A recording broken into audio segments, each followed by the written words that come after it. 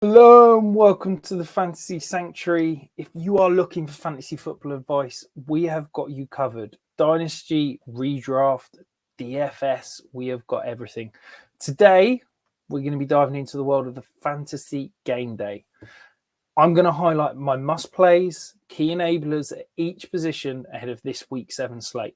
If you haven't played on the Fantasy Game Day app before, you're missing out. It's a brand new DFS platform only for UK players. It's got a single price point and quite a nice payout structure. It is different to other platforms given the unique captain spot. If you sign up using our code TFS23, that is TFS23, you will get a free second entry once you've deposited and made that first lineup. Let's focus on the main thing. We're here to talk some players. We're here to talk some interesting picks this week. So, starting with that all-important captain spot. The first player, Keenan Allen. He's been absolutely killing it this year. 24.9 PPR points per game. He's got a juicy matchup this week at Kansas City. Yes, the Kansas City defense has been good, but I think this game is going to be full of offense. At 6,500, that is a really affordable price for a captain.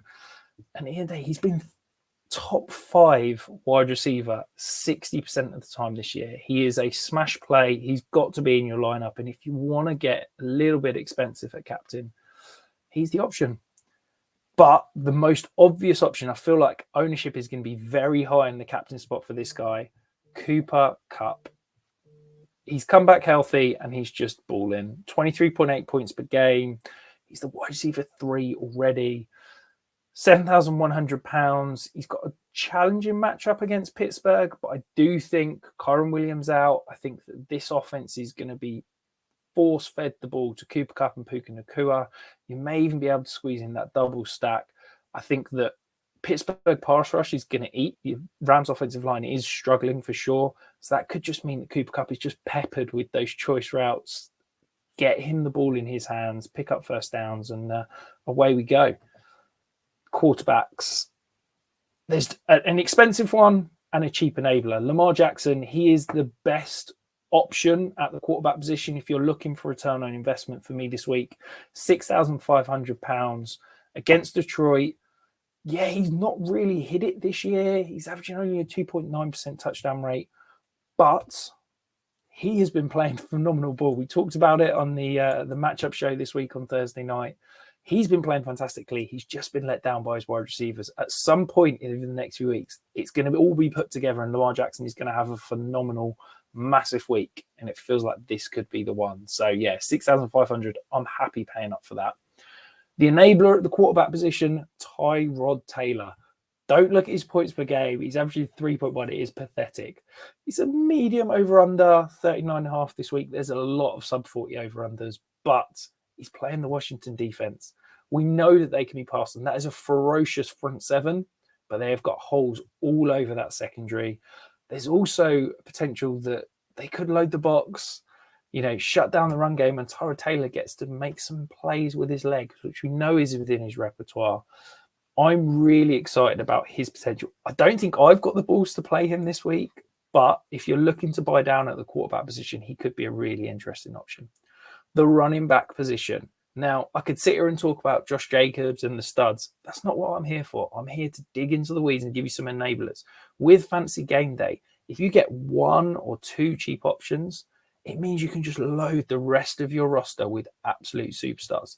The first enabler, Jerome Ford, 3,700. That is cheap. If he puts up 10 fantasy points, he's already paying back his investment. He's got against an Indianapolis defense that has shown some holes. Yes, Jerome Ford lost out work to Kareem Hunt last week. He lost out work in the receiving game, but he's still got 13 weighted opportunities last week, despite it being a 50-50 backfield. I think he could easily outproduce his price. And yeah, he's a player that I'm entering in a lot of lineups. Another enabler, the cheapest running back on the slate, £2,300, Zach Evans. We know Kyren Williams is out. We know Ronnie Rivers is out. Are we going to see Zach Evans? Is it going to be Darrell Henderson or Myles Gaskin or whatever? I don't know. Personally, Zach Evans, I can't bring him to put him in my lineup, but at 2,300, he literally needs 5 fantasy points and he's paying it back on his investment. He's giving you that 2 times already.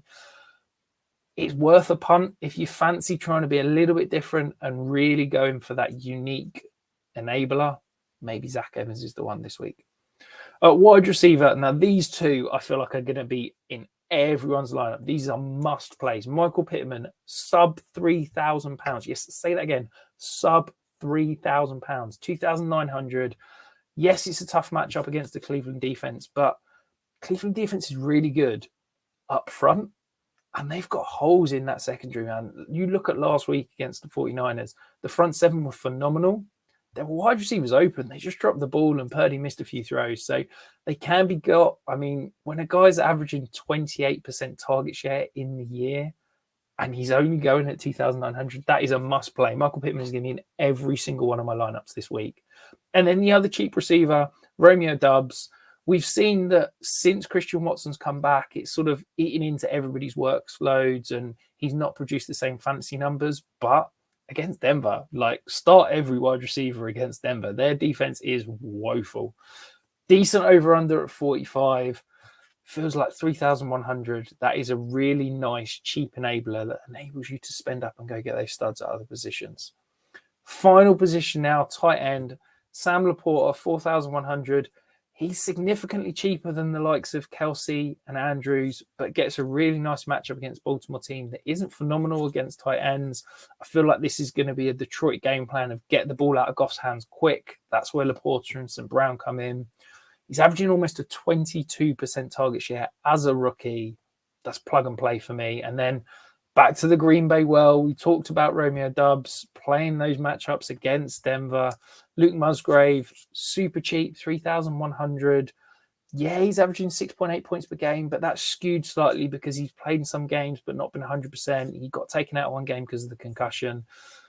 He's a big play waiting to happen. We've seen Jordan Love's missed him on a couple of deep shots. If you're looking to go cheap at tight end, Musgrave's easily the guy to play.